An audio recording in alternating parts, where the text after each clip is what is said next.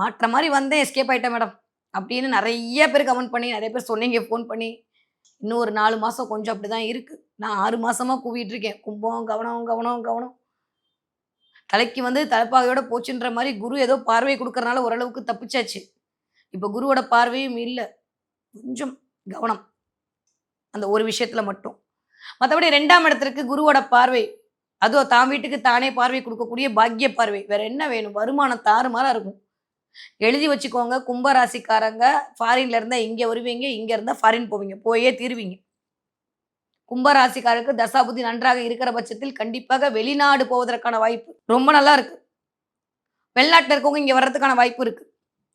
சில பேருக்கு வேலை போகும். அதான் நான் பார்த்தேன். ஏன் மேடம் நல்லா இருக்குன்னு கும்பராசிக்காரங்க சொல்லிட்டா தான், நான் என்ன பண்ணட்டும்? ம். வேலை போகும்.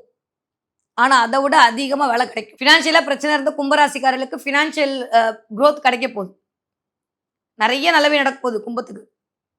புதுசா வீடு வாங்குவீங்க, இடம் வாங்குவீங்க, கார் வாங்குவீங்க. பழைய கார குடுத்துட்டு புது கார் வாங்குவீங்க, புது வாகனம் வாங்குவீங்க, வண்டி வாங்குவீங்க. நெறைய சொசைட்டியோட கனெக்ட் ஆவீங்க. திடீர்னு இன்ஸ்டா ஐடி ஓப்பன் பண்ணுவீங்க. திடீர்னு வந்து Facebook ஓப்பன் பண்ணுவீங்க. திடீர்னு ஏதோ நடக்கும். நெறைய ஃபோன் வாங்குவீங்க. எல்லாம் நல்லா இருக்கு. நெனச்சதெல்லாம் நடக்க தான் போகுது. ஆரோக்கியத்தில மட்டும் கவனமா இருக்கணும். 7ஆம் இடத்துல இருக்கக்கூடிய கேது உங்களுடைய ஸ்பௌஸோட உடல்நிலைய செக் வச்சுட்டு இருக்காரு. அத மட்டும் பார்த்துக்கோங்க.